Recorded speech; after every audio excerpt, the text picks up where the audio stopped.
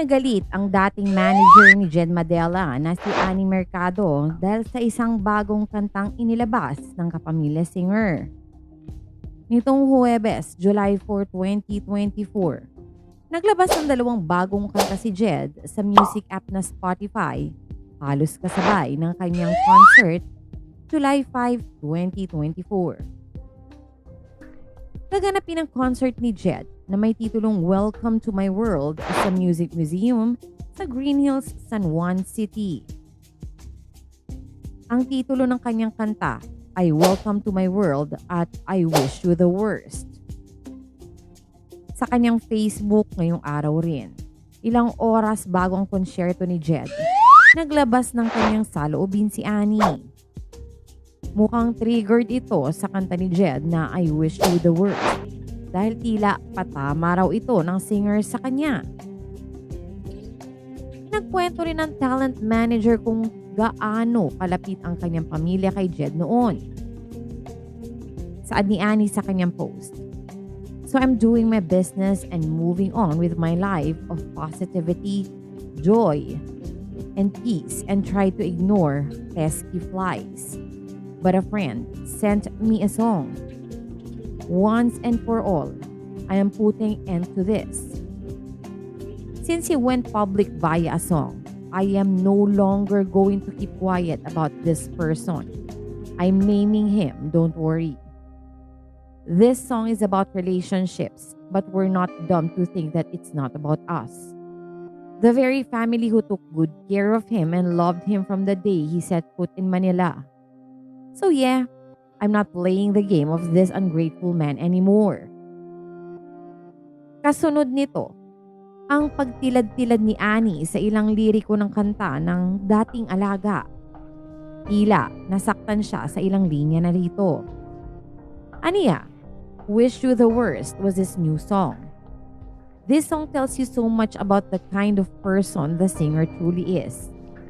Title pa lang, he invested on negativity na.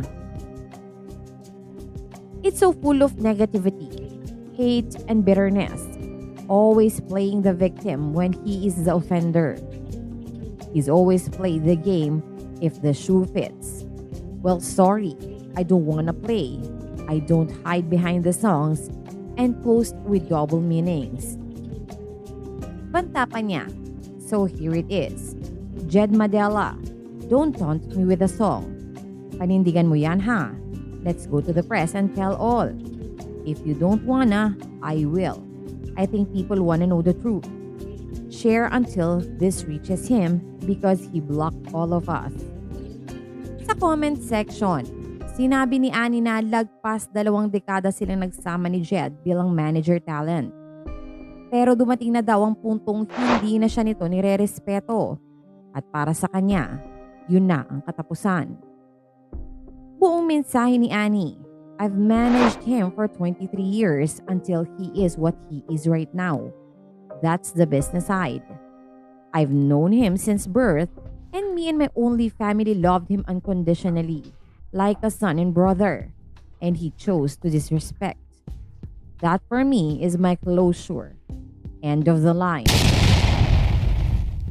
Isa namang kaanak ni Annie ang nagkomento sa kanyang post. Sabi nito, to everyone who is reading this post, Sir Jed Madela will never hold accountability for his actions. It will always be someone else's fault and not his own. Sagot ni Annie, I hate it that I had to cover for him all the time, including how he called ASAP people monkeys. My apologies to ASAP people. I hope they read this. May isa pang nagkomento at nagbitaw ng mabigat na paratang na may kinalaman sa pera laban kay Jed at sinagot din ito ni Annie.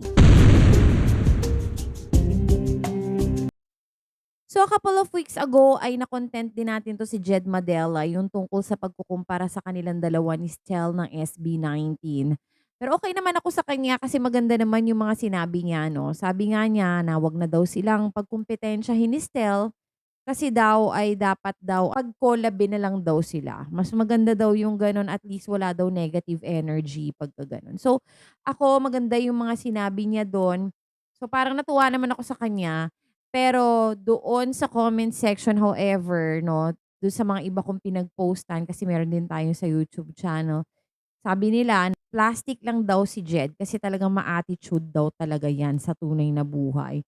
At, do'n nga sa particular post nung kanyang manager na si Miss Annie ay, do'n sa comment section nakita natin do'n na sinabi na tinawag daw ni Jed Madela na monkeys ang ASAP, audiences. So, naku, para sa isang celebrity dapat hindi mo tinatawag ng gano'n yung inyong mga fans kasi yun ang sumusuporta at bumubuhay ng inyong career.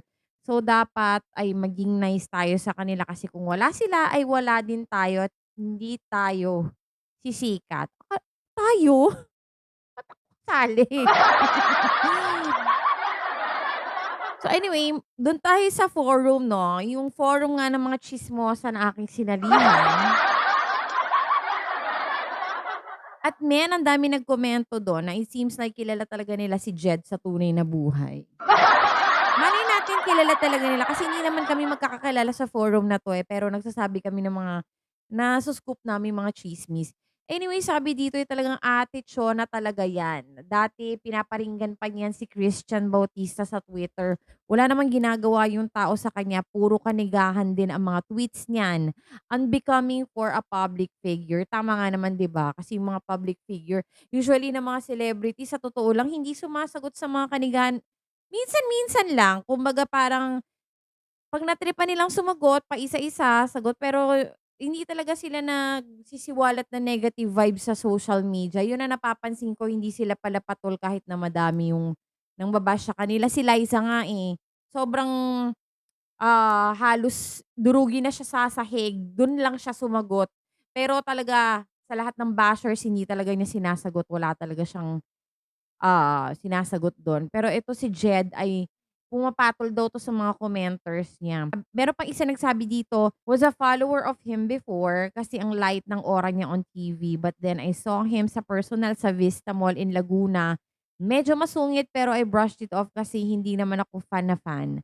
In-unfollow ko na lang siya." Tapos sabi dito, "Kahit dati pa, diva attitude naman talaga 'yan si Akla. May aura siya na mayabang, na feeling siya lang ang magaling, gano'n. Mahilig pa 'yan magparinig sa katrabaho." Oh my God, yung parinig segment. Talagang kilala pala si Jed doon 'no?